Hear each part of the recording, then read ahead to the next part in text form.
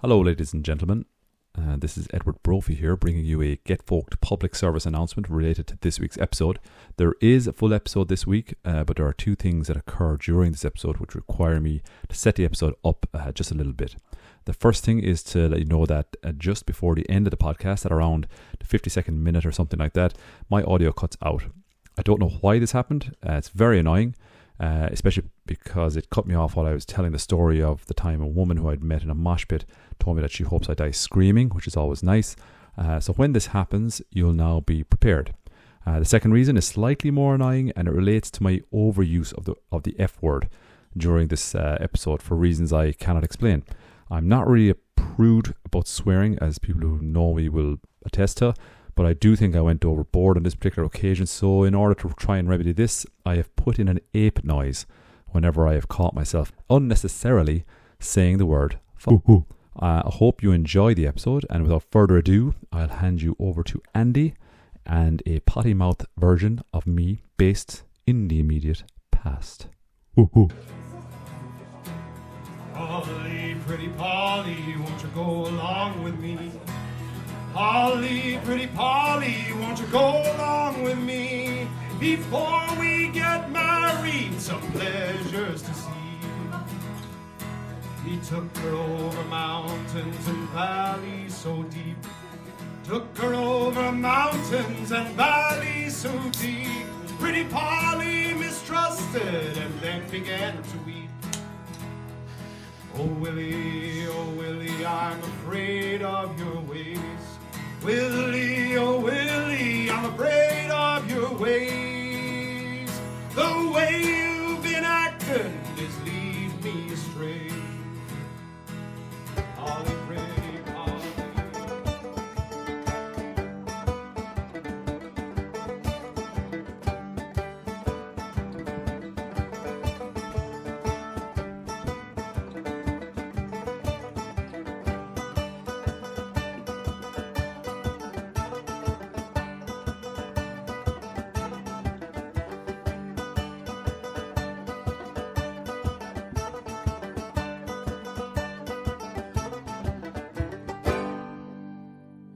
Hello, everybody, and welcome to the Get Folk podcast, a podcast anchored in our love of folk music, but we're not slacking the line to let you wander into our worlds of Limerick, Berlin, and beyond.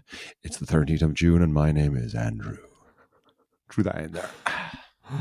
That was lovely, Andy. You're getting very good at mixing the songs. Did you do that on a turntable? 2 turntables? Oh, sure. The whole thing. Man, you wouldn't.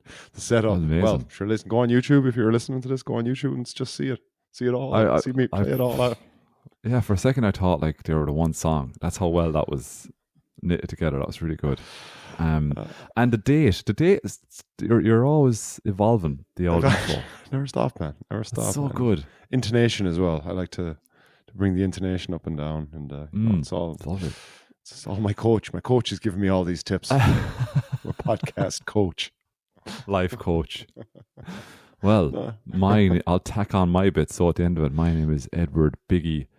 I got to go with Biggie Bop Brophy this week. That's my new alter ego, whose dance moves would result in certain death for any regular human who tried to perform or describe them. Subscribe on Substack to help the podcast. I think that's what you should do. And but you can listen on Apple Podcasts and Spotify. Watch us on YouTube and follow us on Instagram and Facebook. Smash that Facebook. Smash Instagram as well. Yeah, Smash them. we're coming. We have to. We've left 2 of the senses unassaulted. There, we need to somehow touch everybody and get everybody to smell us. So but we're getting the visuals and the audio. Just there's 5 senses though, right? What I missed? I missed out where we end with the senses. Where were the first 2? You can listen. They can listen and they can watch. And I was like, we have to find a way to get them to smell us and also to touch us and taste us. Taste. Thank you, Andy. Thank you. That was it. I feel like we're at the wrong end of the scale in terms of making it a target. I feel like we have to be at 3 and then closing out with the, okay, how can we get the last two, as opposed to, okay, we've got two, how can we get the last three? Yeah, that's true. To be fair, we started at the right end of the scale, so I suppose, though, didn't we? I mean, it'd be weird to try and get people to taste us before they could hear us as a podcast. That would be a weird, like, you know, if we were trying to grow the podcast and we're trying to find whoever the publishers of podcasts are or whatever, and just go, look, we've cornered the taste market. You guys don't need to worry about that. Shut down your taste department. You don't need to put them on this. We've already done that. But we need listeners. You literally just taste vomit when you listen to our podcast. You taste. It gives you that acidic bile flavor. That's it. Acidic bile. It's our flavor of podcast. Yeah, I was getting confused with my senses. I knew subscribing wasn't a sense, so I was confusing that with taste. So anyway, man. Very quick housekeeping. Did you bring an orange to the gig, like you said you would? I did not bring an orange to the gig. All right. Oh well, false advertising, but fuck, big deal, I guess. Shit, yeah. Can't even remember the context of the orange. It was just mentioned offhand, and it was a really forgettable comment you made in the last podcast. I could see why you completely forgot about it. You were supposed to bring oranges to the gig, which you just shared an excerpt from, I guess, or a recording from. Sounds lovely. Yes. Polly, pretty Polly. Polly, pretty Polly, yeah. I did not remember the orange, and yeah, I think preparing for it was probably was enough. It was enough going on in my head, because on these days, as you know yourself, kind of like when you're working and then you have to get the kids handed off to a babysitter, get to the gig, set up mics and things like that, and then you have a guest musician coming, and you have to kind of get there, wait for them to come so they can do their, so it's just a lot of stuff that I'm not super comfortable with. So the orange, and plus that song Pretty Polly, the night before, I don't know how I kind of, because it was a 4-day weekend in Berlin, starting on Friday, and Monday and Tuesday were off as well. Monday was lovely. Monday was Pfingsten. I don't know what Pfingsten is. I can't remember that now, but it's some sort of holiday day too. Okay. And then for some reason, the Tuesdays the schools took off, and it was like they called it a bridge day. But it was a bridge to like nowhere. It was a bridge back to work. So I didn't really get the whole bridge. Everyone kept calling it a bridge day, and who might argue with them? Yeah, I thought the bridges were usually between 2 days off. Yeah, that's what I thought as well. But okay. So I forgot to learn the song until the night before, because I still hadn't all my talk. That's why I wanted it, even though I haven't got any more clips really, apart from Polly, Pretty Polly, because I know you have a couple of you were at a concert weekend, so I just took that one because I've been horsing on about Pretty Polly for far too many podcasts in a row, about how I'll play it next week and I'll have it next week, and then 1 week then I just said, oh sure, I said I'll wait for the live version of it. So finally got there, but pretty nervous singing it up, because it's the first time as well. We also we changed our format, where it was just me starting off the gig by myself, and so it was just me for 2 songs.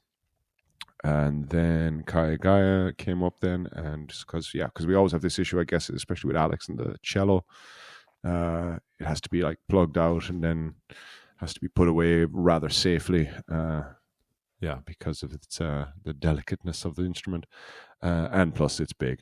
So so we just tried that, but it worked out really well. So it was me by myself singing a song that I hadn't sang before, that I learned pretty much either a bit of the night before, and a lot of that day was like going through my day and just constantly going, Polly, Pretty Polly. When you're trying to learn a song, you find yourself like you're singing it, but then you get distracted by something and you realize that you've just repeated the part that you pretty much knew anyway.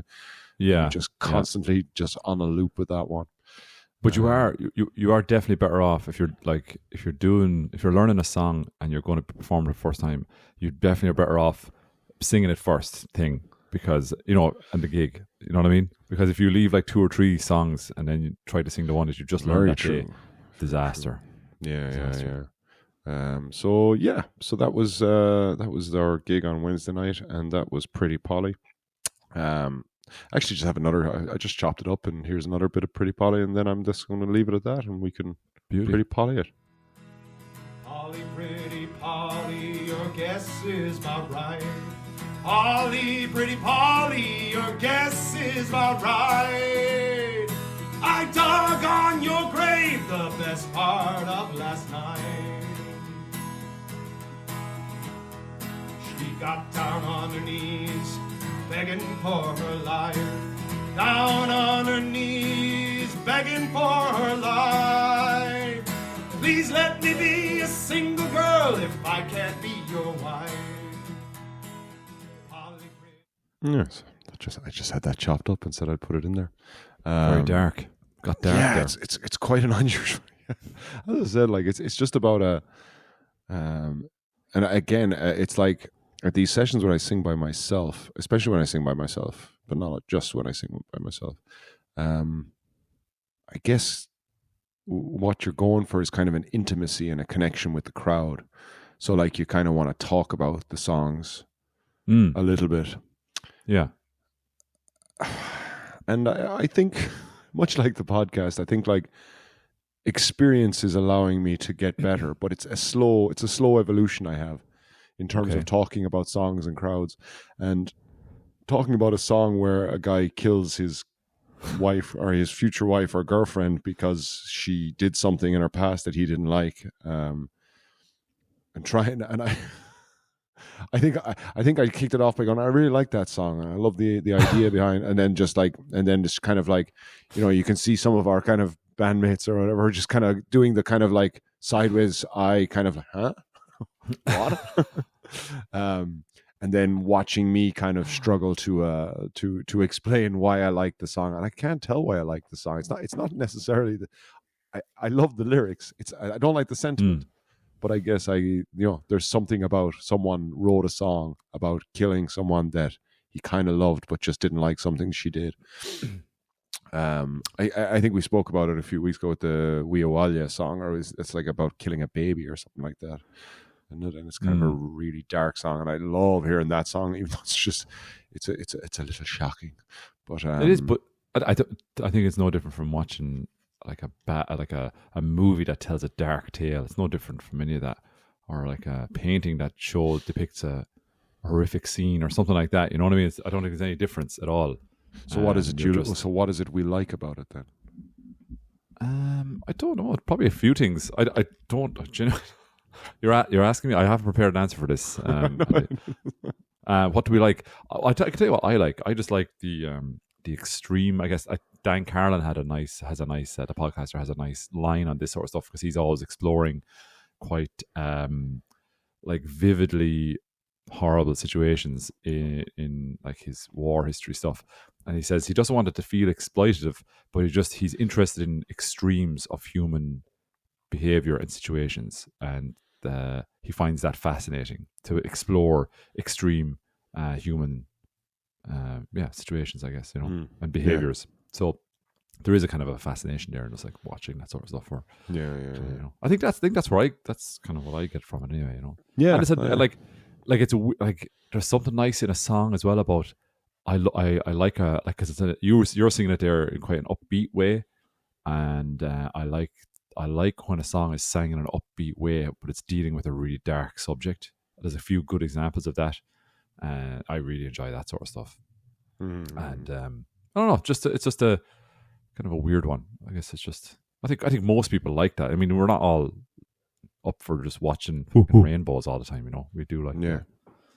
Yeah. I mean, Jesus Christ, Irish people were always going on about murders and they're all killed and all this shit. So, you know, it's right up our alley.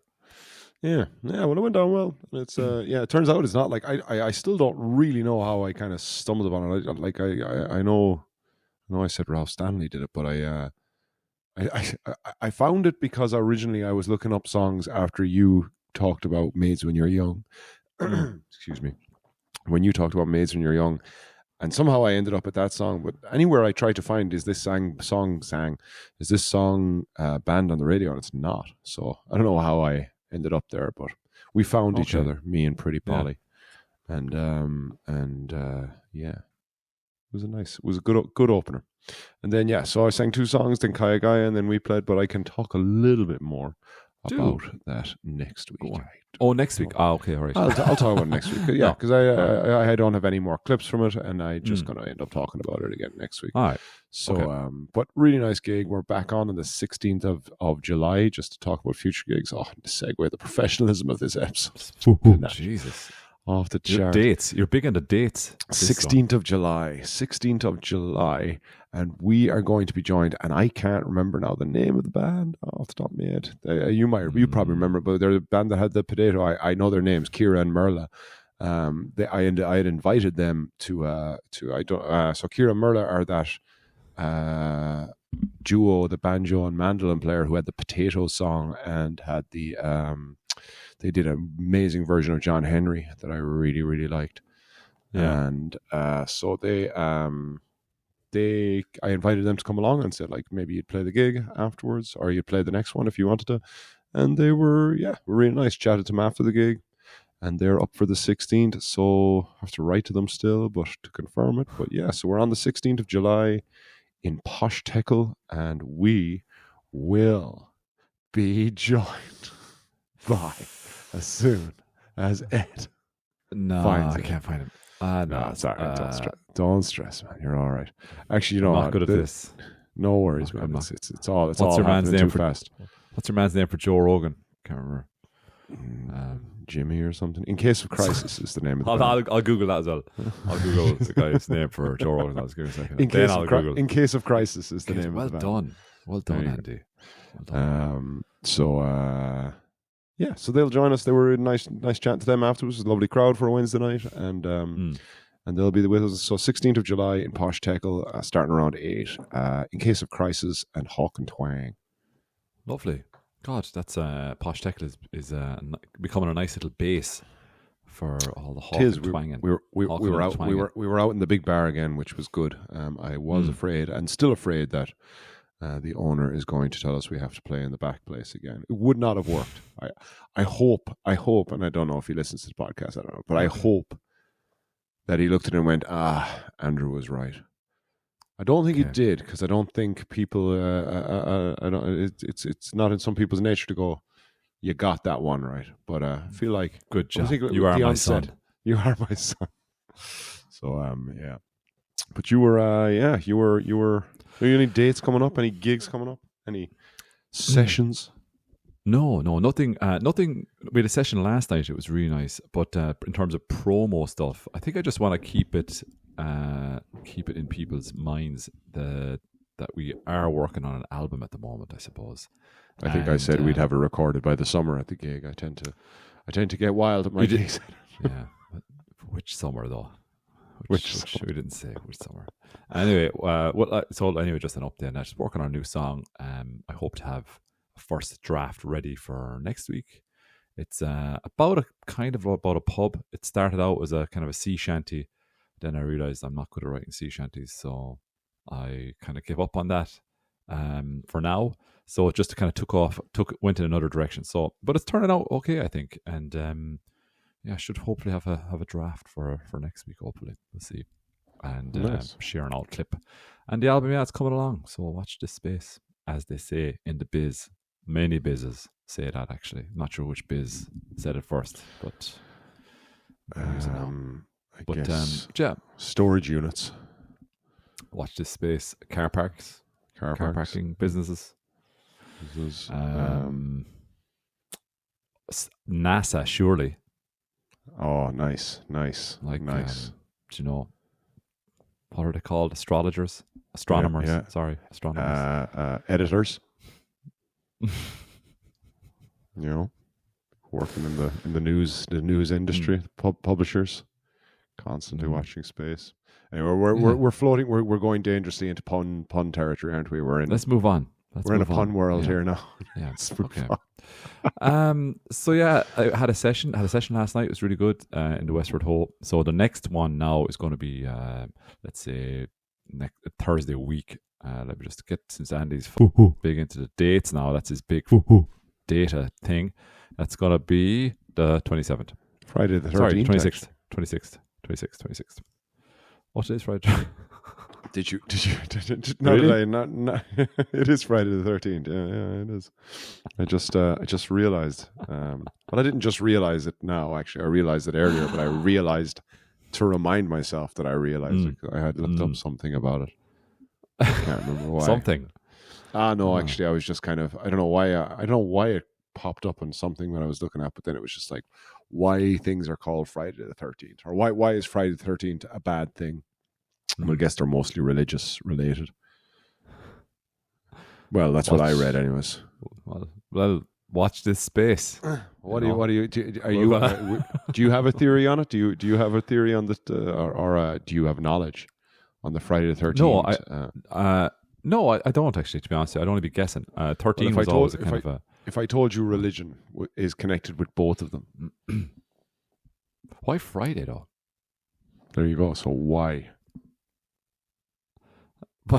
Do you wait Nice. first before I start doing that? Do you know the answer before I start I blowing well, I know, my ass out here? I know what I think I read earlier on, but like that's pretty shaky at best of times. You know, I forgot to bring the orange, so I'm not a reliable person. Yeah. Okay. No, Friday the 13th. Oh Jesus, Friday. So think Friday and religion first of all. Think Friday and religion. Wasn't Friday? Wasn't Friday like the Sabbath or something? We weren't allowed to eat. We're not supposed to eat meat on a Friday. But right? you got to think bad things. You got to think bad things on Fridays. Oh, I only know good things on Fridays. Like the weekend starting. Usually when I start going, Gonna have to dive in there, man. Jesus, Good Friday, man. Good Friday's the yeah. day he died. Well, they kind of misled us with the name there. I know, I did. You fuckers. Hey, we turned up for a fucking party. Misdirection. Got a fucking Telegram group with a Good Friday, everybody. Yeah. Woo. BYOB. Pubs are closed. Well, okay. Friday the 13th, right? Okay, so don't like Fridays. 13 then? What's that 13 then, yeah. So that would be the unlucky 13 would be a little bit pre the crucifixion on the old Good Friday. about? Okay. So think a little bit before that. What was going on? What was going on a little bit before that? Before the Christians. Before the crucifixions. Before the crucifixion. This is the most confusing episode of the podcast, I think, so far. This is episode 76. This is the most confused I've been.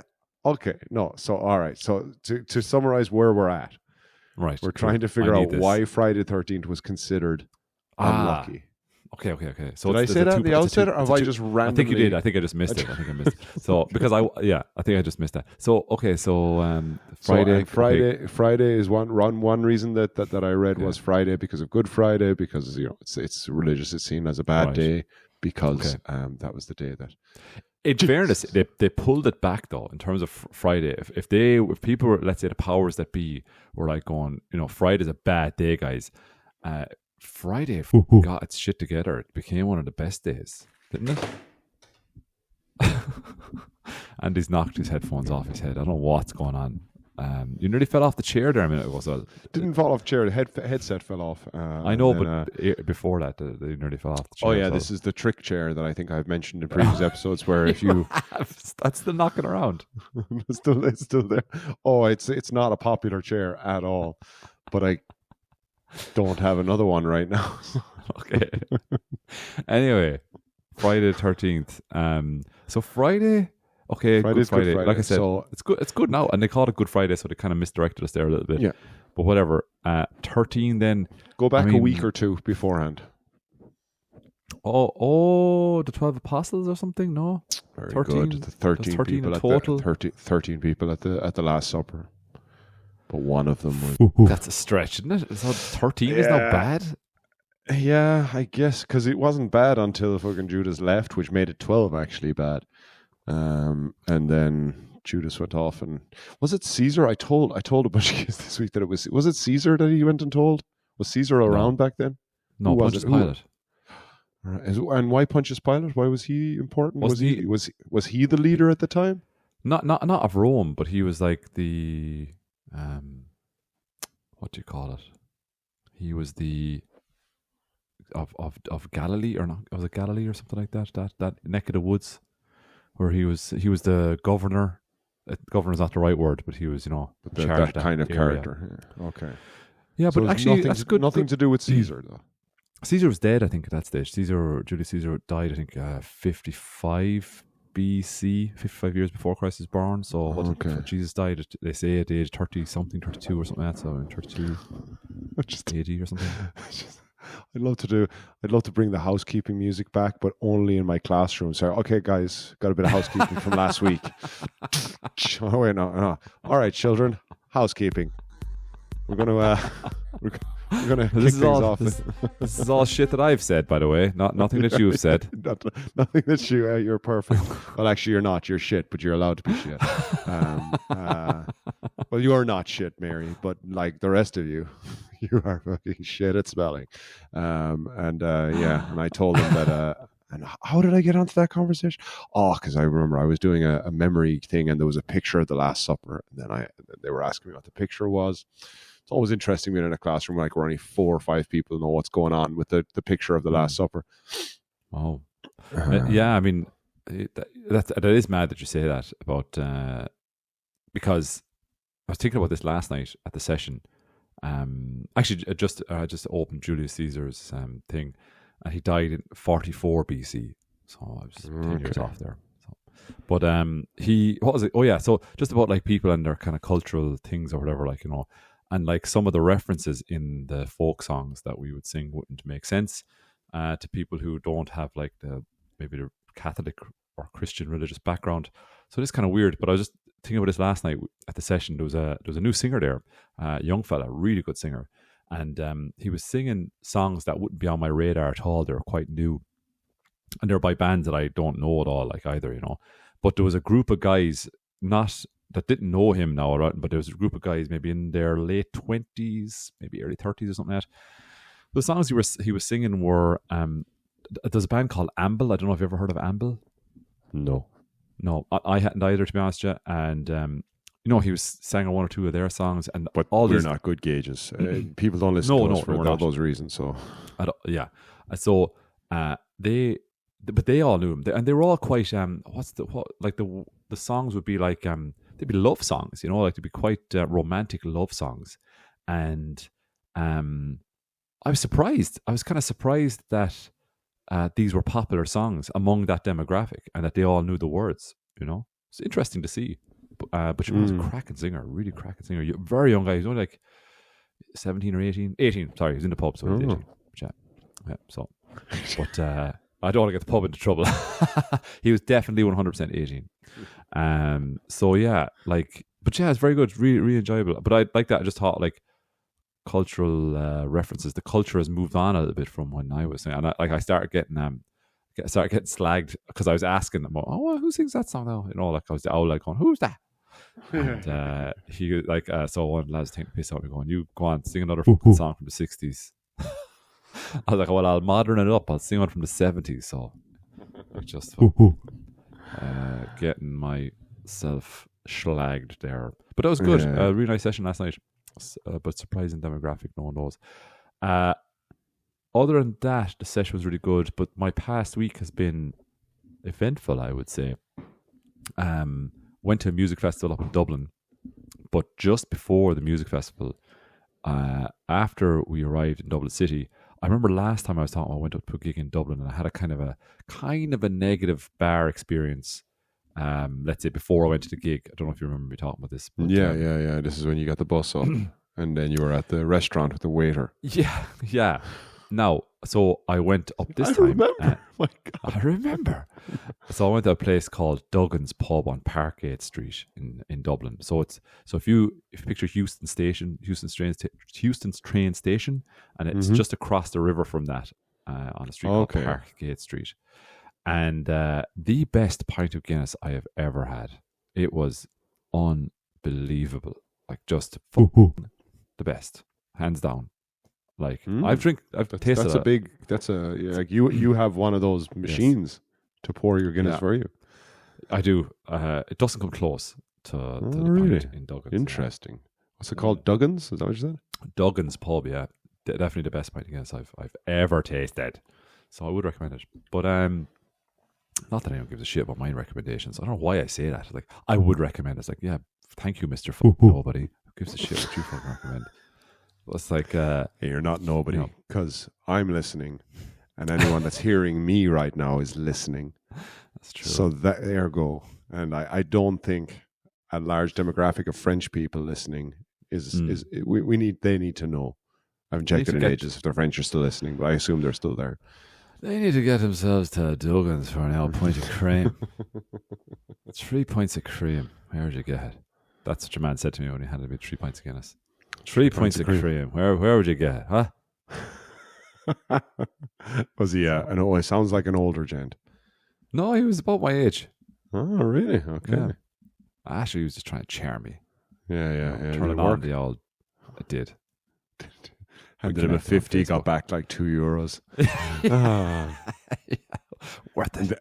Worth just to hear that. Just to hear that accent. So then after that, this was last Saturday. I went. The reason I was in Dublin was to go to that festival, which was curated by Lancome, called In the Meadows, and it was held in the grounds of the Irish Museum of Modern Art. Some people shortened it to IMMA or IMMA to give it the acronym. That doesn't feel natural enough to me to do that, so I don't do that. I prefer to say Irish Museum of Modern Art, Irish Mixed Martial Arts grounds. It's just hurls and sticks. yeah. Pints, empty pint glasses. But cool venue, really, really nice. I loved it. Nice, like it's quite small, so you kind of explore it really easily. And it's you'd walk, you'd do a lap. Did you say to me it was somewhere around Kilmainham as well? Is Kilmainham jail somewhere nearby? Yeah. It's almost like it's almost opposite Houston Station. So we went across the river to. But you went across the other way, okay. And then you go back the other way then. So it's just across the street almost from Houston Station. Really handy. I know where you are now. You have me now. You have me now. Your people came out there, didn't they? No. Anyway, so nice venue. I just have a couple of notes here I'm going to read from the screen. In terms of acts, highlights for me were Muireann Bradley. I think I've got a clip there. How many acts, was there? Shit, man. There was 3 stages and there was about, I want to say 6 acts per stage, something like that. Holy shit. Roughly 18 acts, I would say. Thereabout. That's a large undertaking of a festival. Yeah, it started at 3 o'clock in the afternoon and then it finished at 11 or something like that. Yeah, thereabouts with Iggy Pop. Nice. So yeah, Muireann Bradley, The Scratch and Iggy Pop were definitely my highlights. The Scratch. Have I spoken about them before, no? No, I'd like to hear about it. But first, let's hear a bit of Muireann first. If that's okay. Yeah, go on.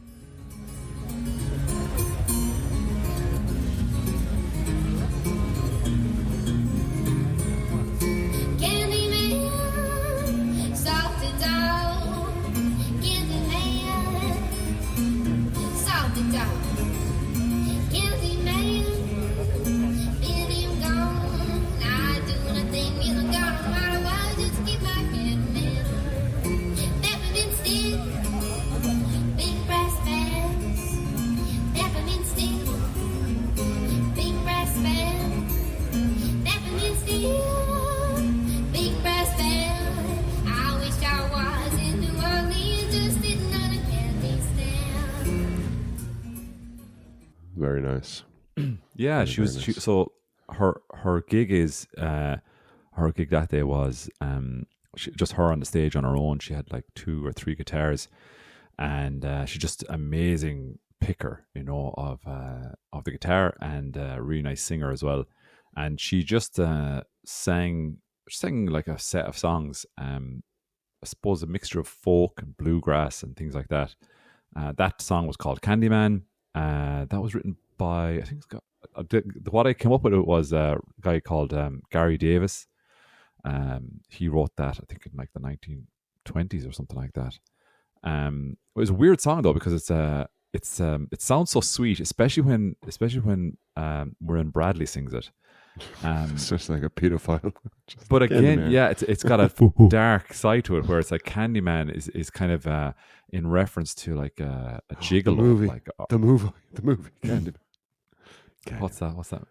You know the movie Oh, the Candyman guy, where you yeah, say I can see it Candyman posted. 5 times or 3 times, he'll appear behind you. In the mirror. Oh, yeah. It was a strange premise for a movie because like you literally had to do it. To just like if you didn't do it, the movie's over. Yeah. It's great. It's like really some people avoidable. were just Really avoidable. But I can remember being really scared of that. Really, really scared for some reason. Yeah. And like staring in front of a mirror and just like, talking to yourself, don't do it. Don't do it. It's like, why do I need to tell myself not to do this? Yeah. But anyways, there's a little insight into my childhood traumas. Continue about the Candyman. Look, maybe I haven't done all the research I needed to do on this song. I don't think that's the song is about, but you're making me doubt myself now. Maybe it is, but I don't think it is. But a Candyman, essentially, from the bit of research I did do, is in reference to like a pimp or a gigolo kind of a dude. Actually, yeah, pimp, let's say, and it's basically. I think it's sung from the perspective of a woman being pimped and how she wants to hold on to her pimp. And this guy, Gary Davis, who wrote it, he kind of he'd be very selective, like which audiences he'd sing it in front of, because it dealt with a fairly taboo subject.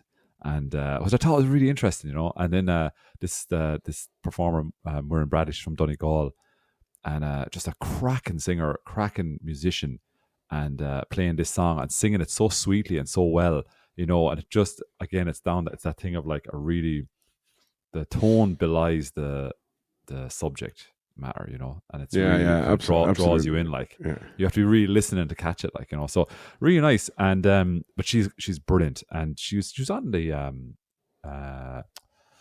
God, what's his name? That big music presenter dude. He just does music. You've kind of made it if you're on his show.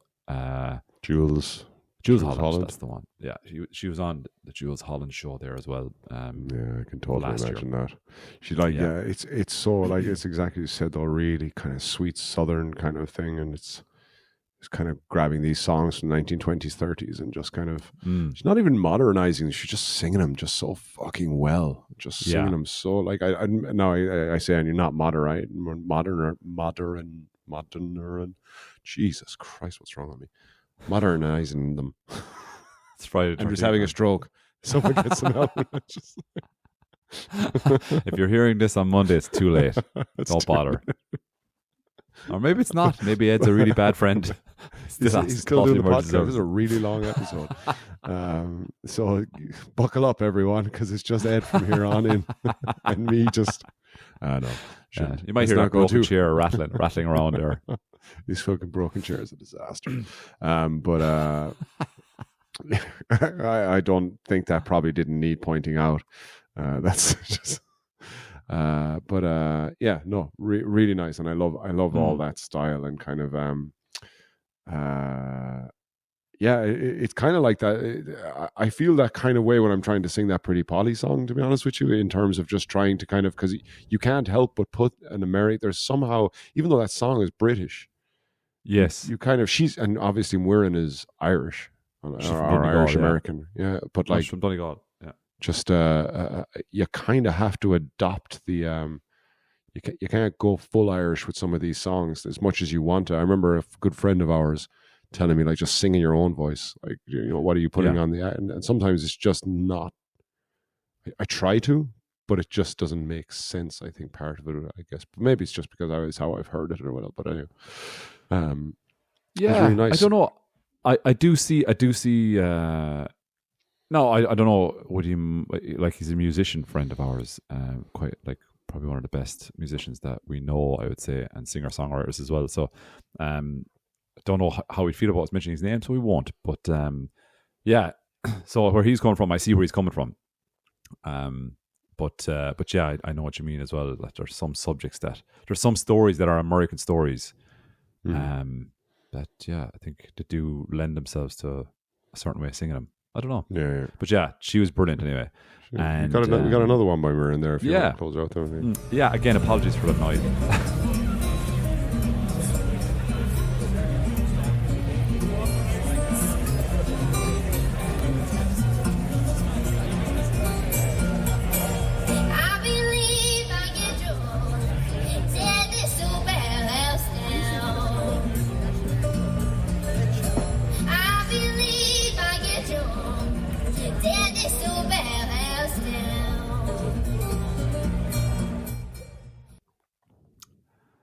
Yeah, so not my best clip. I'll be honest with you. Quite noisy there actually, but anyway, Bit windy up there in the old Kilmainham, was it? I think that's probably just the quality of the guy recording the audio, to be honest with you. But the fact you were running around in circles, just with your phone held up in the air, very windy. But yeah, she's brilliant. Just take my word for it. She's brilliant, and yeah. Does she have? I'm going to land you in it now. But does she have an album? Does she have a? God, you know what?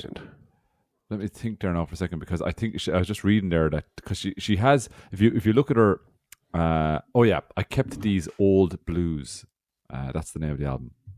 It entered the top 10 of the UK albums download chart. So yeah, I kept these old blues is the name of the album. That was I think that was last year. She's quite young herself as well. She's 18 years old. Holy shit! Yeah. She's only fucking 18 years old. Yeah, that's not. Yeah, and she was the first act on that stage. That was at about, I think, about 3:30 or something like that. But it was mad to see, because like the stage, it was the main. I didn't call it the main stage; it was called the East Stage or something like that.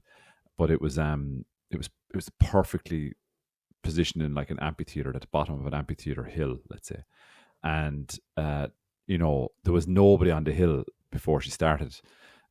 So we made our way down because we knew she was starting, and then it was so cool she came out on the stage, and again, because people are in a slow mood, it's early in the day, it was only like 3:30, 4 o'clock, something like that, so people are kind of enjoying their drinks and they're kind of milling around at a leisurely pace, and then I just remember looking back up the hill, and the fucking place was wedged, like it was packed, so she's got a big following as well, and people really kind of take note of that kind of talent. But she's a dream festival sound as well, though. Like, just that chilled out, having a few beers, started the thing. Or I'm sure she would adjust her set if she wasn't, you would adjust your act if you were going to be the opening or you were going to be the closing act or whatever. But, she's brilliant. Man, when I met my wife, she was born. I just saw it because when I brought her up on Wikipedia there, I was like, that's when I got together with Wally. Oh my god, when she was born. Yeah, we're officially old now, man. Yeah, absolutely, man. But what I was going to say, the next band, then I've seen them a few times, and I don't know why. Like, I was like going to this festival, I was going, if I missed these guys, it's not the end of the world. I've seen them before. I kind of know what they're about. But I still ended up I went to them anyway. They're fucking. I'm so glad I did. The Scratch. And I have no clips of them, but as you can see, you're not missing much with the quality of my recordings. But like, they are brilliant. They're just so good. Have you ever heard them before? The Scratch? No. No, I don't even remember you talking about them. I mightn't have on the podcast, but yeah, it was hell, they were just so good, and they're kind of a heavy metal band. They okay, that's not really true actually. They've kind of got a heavy metal style to them, and you could see that their like roots in their interest in music was definitely rooted in heavy metal, let's say. But they've adapted. They use kind of they don't have a drum kit. They have a guy playing the cajon. And so they started out as kind of, the first time I saw them was at Electric Picnic a couple of years ago, and they were playing 2 sets. They were kind of small, like they were playing for like 20 people or something like that, or 40 people. It was quite a small gig. Basically, I saw them before they were cool. That's what I'm saying. I'm so avant-garde, like that's that hipster in you just creeping out there. It's just like whatever. I had a mustache, just when I saw them first. But anyway, no, they were like an acoustic heavy metal band, if you like. And they still kind of have that style about them, but now on a kind of a way bigger scale, like way bigger performances, way bigger venues. Because I saw them again then 2 years ago at Altogether Now, and they were on one of the main stages in a tent, and there was thousands of people watching them, and the place was heaving. It was just incredible, like, you know. And so similar vibe again here at in the Meadows, and still the guy playing the cajon, and the rest of the band were on, like, you know, their guitars and bass and whatever, like, you know. But they were just they're so good, such an amazing live act, like, you know. And their music's really good. I really like them as well. So anytime they're on, I like to go see them. I'm just going to say they're not going to disappoint. And I went into the mosh pit. Like, you know, I saw a mosh pit going. Still got it. And like, it was like an itch that I had to scratch. And they're brilliant. Nicest people in the world. You'll meet them in the mosh pit. I'm telling you that now. Like, especially that age demographic. You know? Yeah. Everyone's there for the same reason.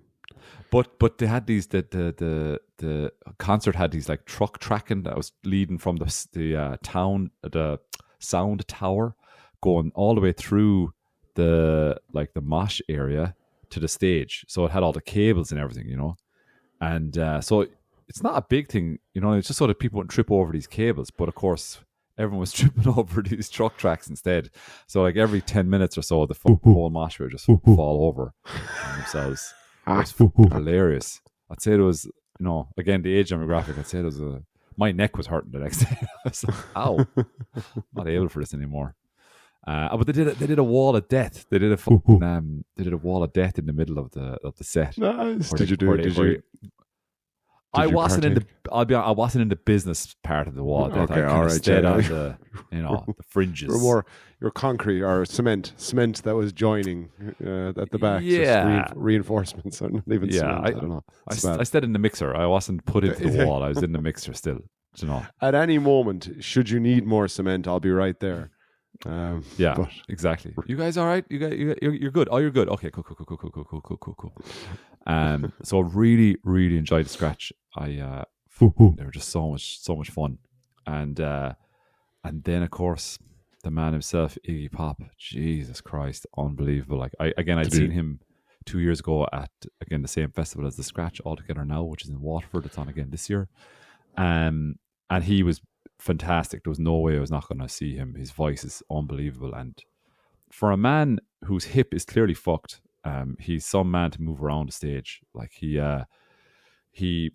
just puts on such a great show and loves it. You can see he loves it. Like, and he's, you know, doing all the kind of interacting with the crowd and, you know, telling the crowd what to do, and like. But in such a cool way, you know, just very cool way. Does he talk like this when he's talking on the microphone, or real more animated? Because on BBC Radio 6, he gets really low down, and we're having a great time here. You know, he's a bit more animated than that, but definitely hitting those low tones. Really, this guy is a cool motherfucker. Like I said, his voice is class. Not class for a man of 78, which is his age. Just class in general, like, you know. And the band were brilliant as well. But he again, I was again, the mosh pit. I was like, it's just drawn like a moth to a flame. I just couldn't resist it, like, you know. But it was excellent, really, really cool. What were you in the mosh pit for?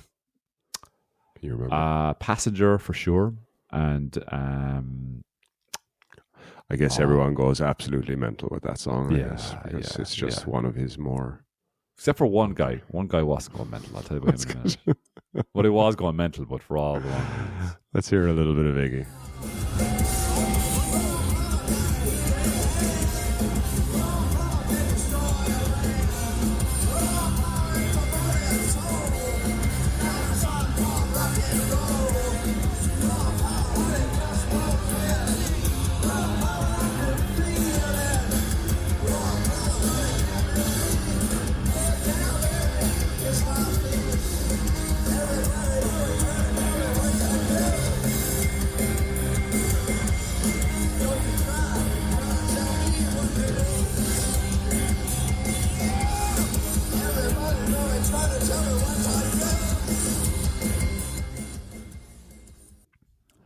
lad. It was mayhem. That song is called Raw Power. It's from 1973. Like, what a song. From just crazy good. Crazy good performer. Just so cool. And like, he did this thing which like struck me as completely unnecessary, but it was just kind of part of his style, I guess. And he like, whenever he wanted to, so he like I said, he'd be interacting with the crowd. He's going, everybody just putting their hands up and stuff like that. But whenever he wanted people to put their hands up, he'd use both of his hands and he'd like just be shaking his hands and his fingers, and like all the crowd just copies him, whatever. Like, he'd stuff the microphone down the front of his pants. So like a thing. No pockets, of course, but like he stuck the thing down front, so he got this microphone sticking up the front of his pants, and he's just like waving his hands. It just I don't know. It's very funny, but like he's such a cool man. And I think I text you after that going, the guy is a inspiration, and I genuinely mean that. Like at 78, you could clearly see he seems to love it anyway, and so talented, so energetic. I mean, the hip is gone. You're 78. I mean, come on, like there's other shit gone as well. Like, and I imagine doing what he was doing on stage, and kind of the life he was living. Yeah, yeah, exactly. We'll be a solid 85 on stage. It will be a solid 85. yeah. Sorry, but yeah, like it was great. It was brilliant. He was so good, and that's the only recording I have because I was too busy. What about fucking Johnny No Dance? So I spotted this guy before the gig started, before Iggy Pop started, and all the rest of the stages stopped before so that Iggy Pop was the act at the end of the night that everyone was supposed to go to. So the place started kind of filling up, but never uncomfortably so. It was perfect. It was just everyone had their own space or whatever, But I did, like, we were about, I want to say about 20 feet or something like that from the stage, and maybe a bit more, maybe. And this guy was between us and the stage. He was Langers, right? But he was 60 odd, I'd say, wearing a leather jacket, like dressed like maybe a 20-year-old. I don't know, but 20-year-old, let's say from 1950s. You know what I mean? You know what I'm saying? Like he had like a leather jacket from last week. Dressed like an 8-year-old from 1958. But anyway, he was fairly drunk, right? Seemed to be on his own, but he was texting somebody. And so when I saw him, I was like, okay, he's a guy. He's here to. But he was like standing directly in front of me and just caught my eye because he was standing on his own, and we're all kind of facing that direction. And I was like, well, here's a guy who's kind of no less than myself here to enjoy an icon, and live like you're 20 again or something like that for the night. And anyway, he was there, and next thing, this lady rocked up to him who was clearly with him, and they just had like the biggest, like most passionate shift like I've ever seen. Like just shift and face off each other. It was shift like a really drunken, passionate shift. It was brilliant. I was like, hell, that's fair play to him. And that was grand. And next thing, didn't think about it anymore. And then the whole concert kicked off, and the place was packed, and the moshing was kind of going on or whatever. Like there was crowd surfing, like, and everything. Like I was well impressed with people crowd surfing, like and I saw the mosh pit going on. I was like, dear John, I'm going to the mosh pit, and she's like, yeah, go on, you big fool, you should go on. But like, so I went down to the mosh pit, and anyway, moshing away. And next thing, I got this really aggressive push in the back, which I know you think in your mosh pit, like, that's probably a given, but no, this is different, So I turned around, like, I was like, what the f-? And here was your man, right? Obviously, I had invaded his personal space, and he got bull tick with me. Like, he got absolutely irate, and he pushed me, like, as in squaring up, like, And I was there going, I hear that. So I just kind of, I started laughing, which was my. So I started laughing, and like I was there going, I mean, this is kind of funny because when you're above a certain age and you start squaring off the lads, it just looks funny, especially if you're wearing a leather jacket and you've got lipstick all over your mouth. and you're clearly drunk and you're over 60. You know, you don't look threatening. I'm sorry, like, but you do look funny. And so I started laughing, and I just kind of, to try and defuse, I just invited him into the mosh pit, you know, kind of gestured, you know, come on in, whatever, all buddies. And he didn't take me up on the offer or whatever, like, you know, but that was grand. Anyway, I just kind of, okay, I'll just move away from this guy, you know, or whatever. Now, I'll leave it to everybody else to decide, you know, who was wrong there, the 42-year-old in the mosh pit or the 60-year-old standing, you know, 20 feet from the stage of, like, the world's greatest living punk rock icon while as he performs. You know, I mean, you would expect it to be hit off, I would say. Yeah. Or maybe then, your space is not your own. Exactly. You know, we're all in it together, whatever, like, you know. But that's not my first time actually in, like, that sort of tight, you know, you're right up at a stage area and there's a rock concert going on. That's not my first time having, like, a negative reaction. Did I tell you about the time, like, there was a lady and she was with her boyfriend, I think, and, you know.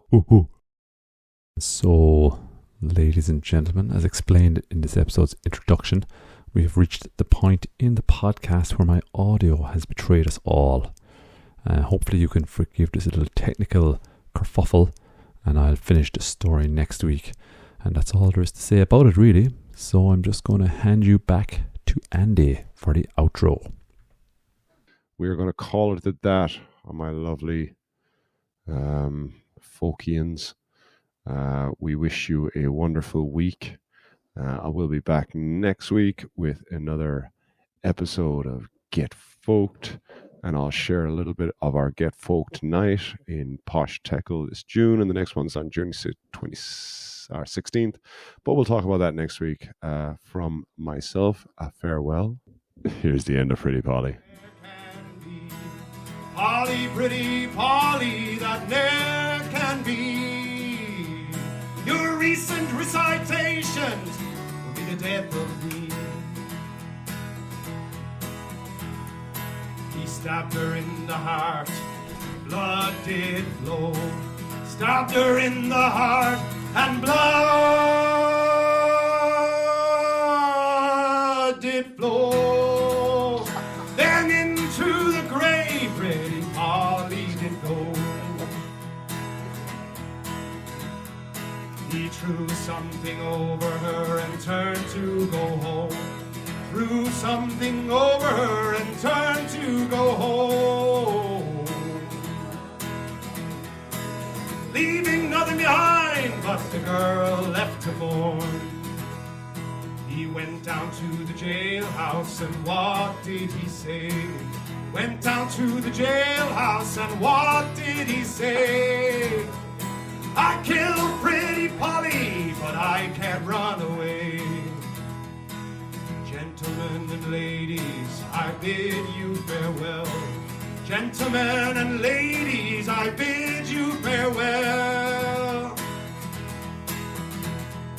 For killing pretty Polly, my soul will go to hell. For killing pretty Polly, my soul will go to hell. For killing pretty Polly, my soul will go.